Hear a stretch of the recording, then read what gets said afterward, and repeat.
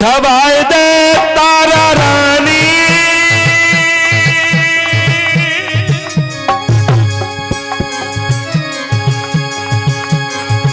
उठवाए दे तारा रानी मेरे शीश पे गगरिया।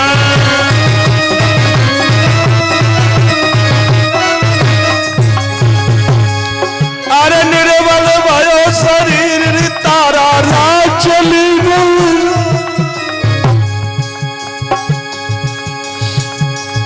उठवाई दे तारा रानी मेरे शीश पे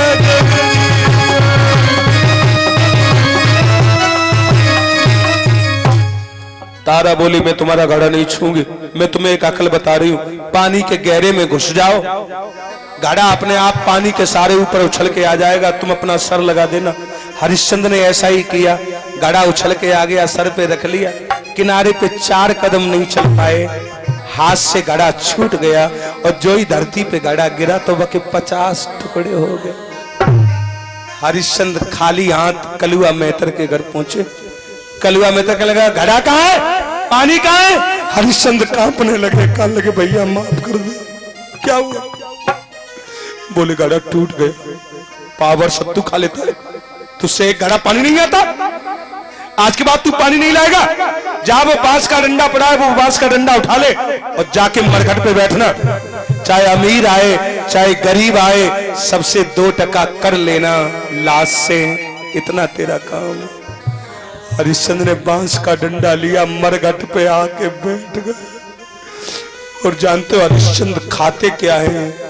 जो मुर्दा आता है और मुर्दे के हाथों में पिंड होते हैं, आटा। हरिश्चंद्र वो ही आटा हाथों से निकाल ले, मोटी मोटी रोटी बना के चिता की आग में सेक ले और नमक से खा ले।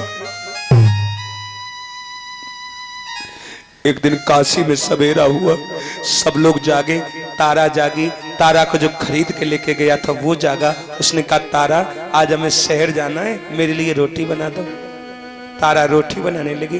5 साल का रोहित जागो, जो खरीद के लेके गया था, उसने कहा रोहित बेटा हमें पूजा करनी है, तुम थोड़ा बगिया से फूल ले आओ। जो ही रोहित फूल लेने चला, मैया कर रही थी रोटी, तो बहू का सुनो, तब छींक परी मातारी है ना जइयो लला जारी।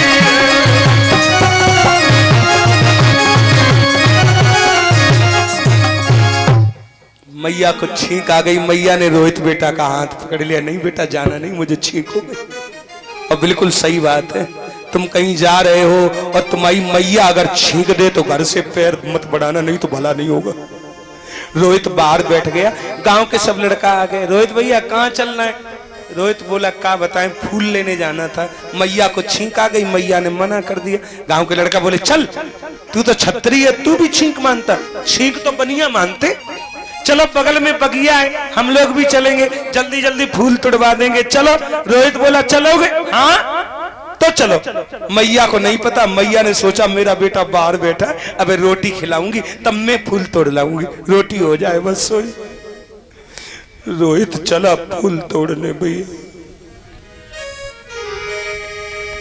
अरे भागत बेटा जाते दे नेत नेत पे, पाउरे दे हमारी कलन में।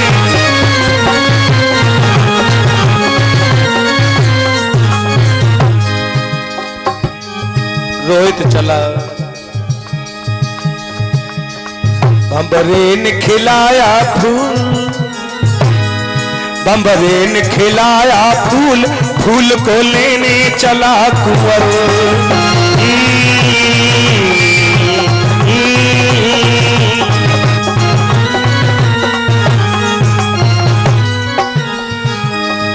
बम्बरे न तू कहना भूल फूल, जम बैठा है विषधर। बम्बरे ने खिलाया फूल, फूल को लेने चला कुंवर।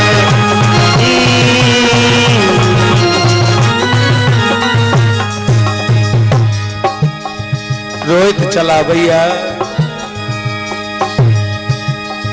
अरे जाय पहुंच गो बाग में तोड़ चंप कलिन के फूल रे तोड़ बेला कलिन के।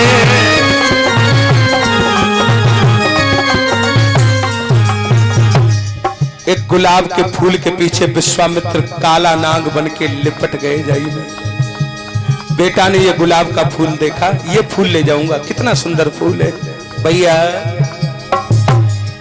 अरे देखो फूल गुलाब को फूलन को राजा, बैठो है नागन को रोजो।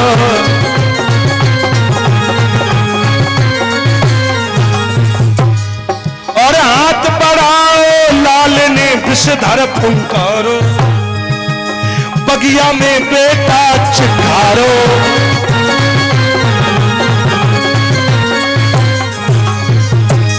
जैसे ही काले नाग ने बेटा की उंगली में दंश मारा, जैसे ही काटा तो रोहित के मुंह से आवाज निकल गई, मैया। धरती पे गिर पड़ा रोहित। छोटे छोटे बच्चे कहने लगे रोहित भैया को कुछ हो गया, रोहित को कुछ हो गया। जैसे ही रोहित के पास आए तो काला नाग सरसराता हुआ जा रहा था। छोटे छोटे लड़का सब डर गए, कहने लगे भैया भागो, बगिया में काला नाग आ गया, भागो सब लोग। रोहित पड़ा है, रोहित कहने लगे भैया हम आ नहीं रहे थे, तुम हमें जबरदस्ती लिवा लो।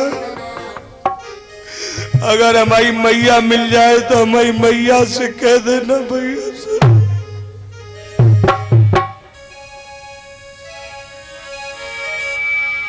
भैया मैया तो बतलैया बेटा रहे बुलाई।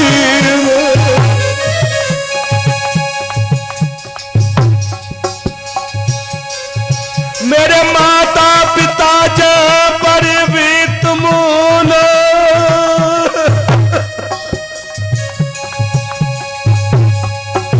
शंभू बेटा की राम राम ले लेना।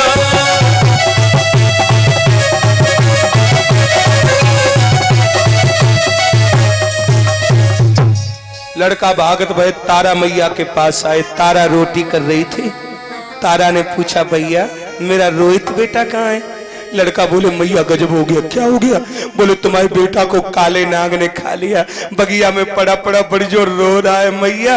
बके मुंह से झाग निकल रहा है, बके ओठ नीले पड़ गए, पूरा शरीर पीला पड़ गया। जरा सोचो मेरी माताओं बहनों, अंदाजा लगाओ। कोई मैया हंस हंस के बातें कर रही हो, कोई अचानक आके कह दे कि मैया तुम्हारे बेटा को काले नाग ने खा लिया। जरा सोचो उस माँ को कैसा लगेगा। तारा भागी जल्दी जल्दी, और जो ही बगिया में पहुंची चारों तरफ ढूंढ रही है बेटा रोहित। एक किनारे पे फूल फैले पड़े थे, जो ही बैठ के देखा तो रोहित बेहोश पड़ा है, मुंह से झाग निकल रहा है, फंसू कर निकल रहा है, पूरा शरीर नीला पड़ गया, पीला पड़ गया। तारा ने गोद में उठाया, कान में मुंह लगाओ, रोहित बेटा।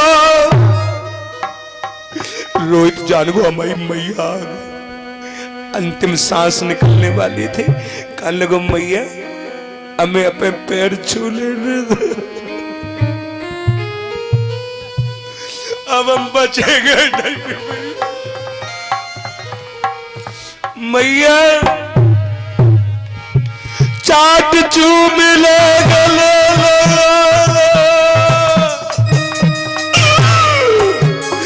मैया मोए दूध पिला माँ, जो कहूँ मिल जाए पिता हमारे, मैया पहला जन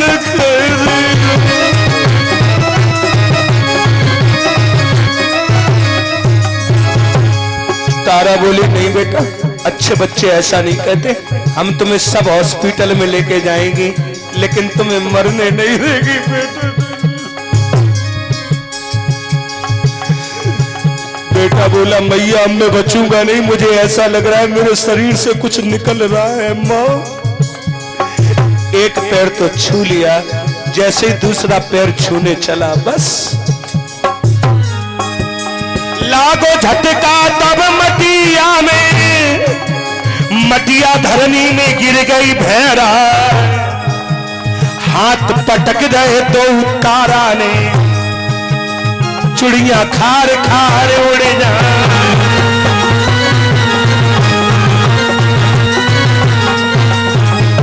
जैसे ही बेटा मरा, अरे मैया के मुंह से आवाज निकल गई, बेटा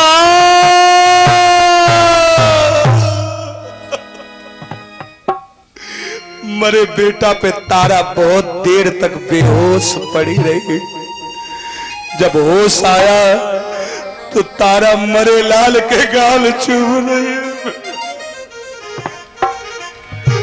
टूट गया टूट गया टूट गया टूट गया दिल का खिलौना मेरा टूट गया।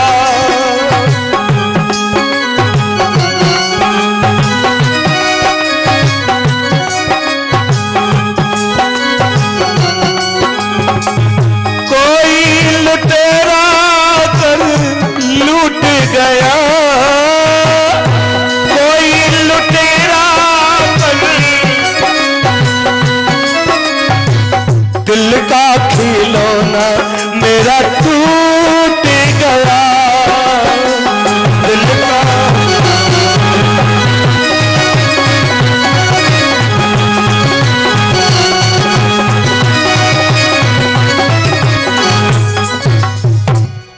तारा रोते रोते शाम होने लगी, अंधेरा बढ़ने लगा। विश्वामित्र आए महात्मा का रूप बना के, बोले सुन, तेरे बेटा को काले नाग ने खाया है, और जिसको काला नाग खा लेता है अगर ज्यादा देर तक उसको प्रवाह न किया जाए तो उसकी मिट्टी फट जाती है। ले जा मरघट पे। तारा ने सोचा, जिन हाथों से कभी अपने बेटा के तेल काजल लगाया था, जिन हाथों से कभी अपने बेटा को नहलाया था, उन्हीं हाथों से कैसे बांधूं अपने लाल को।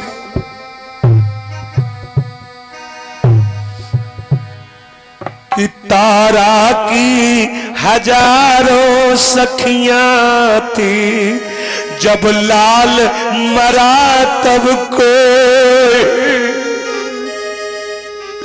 बेटा के हजारों साथी थे, जब अर्थी चली तब कोई।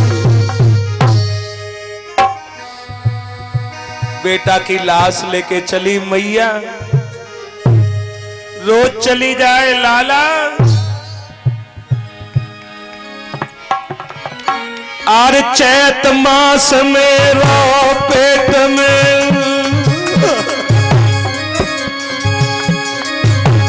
मैंने भर भर को दिलाया,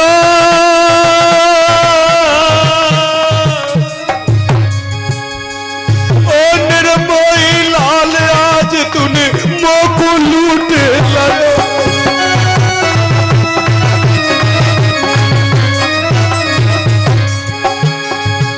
धीर जाए को अब बंधवाव,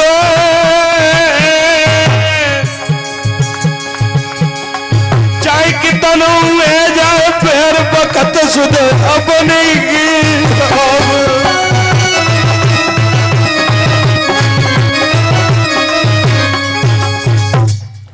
तारा मरघट की ओर चिल्लात वही चली। हरिश्चंद्र मरघट पे पहरा दे रहे हैं, आधी रात का समय।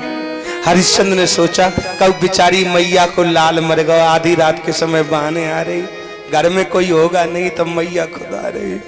अब हरिश्चंद्र को क्या पता किसी और का लाल नहीं मरा बल्कि उनका दीपक बुझ गया। जैसे ही तारा पास में आई तो 4-5 चिता जल रही थी। हरिश्चंद्र पहचान गए, गजब होगा, ये तो तारा है।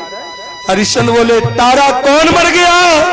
तारा का मुंह बंद। एक बात बता दूं, तुमने महसूस किया होगा जब तुम्हारा कोई घर का, तुम्हारा कोई बहुत चाहने वाला मर जाए तो फिर मुंह बंद हो जाता है, फिर मुंह से आवाज नहीं निकलती। तारा ने अपने बेटा को लिया और हरिश्चंद्र को दे दिया। जैसे ही हरिश्चंद्र ने अपने मरे लाल को देखा, एक बात बता दूं, किसी माँ का लाल मरता है तो मैया तो रो के दिखा देती है, लेकिन कभी उस बाप को पूछना जिस बाप का जवान लड़का उसकी आंखों के सामने मरा हो। वो बाप सबके सामने नहीं रोता, वो बाप पूरी पूरी रात बंद कमरे में रोता है।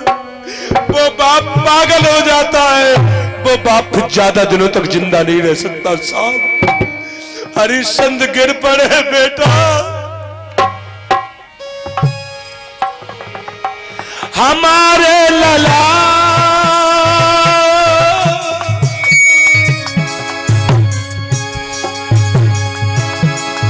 हमारे लला तुम कहाँ को गए,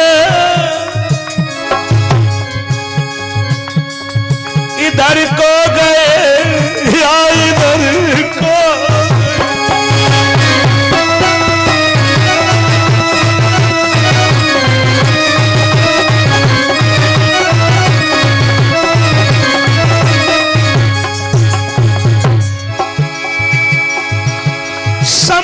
बिछुड़े बेटा ने कलेजा हिलाकर रख दिया,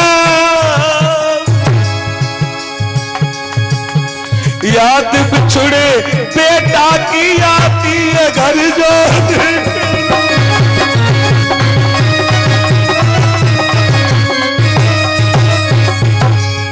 और याद बिछुड़े छैया की आती है घर जो।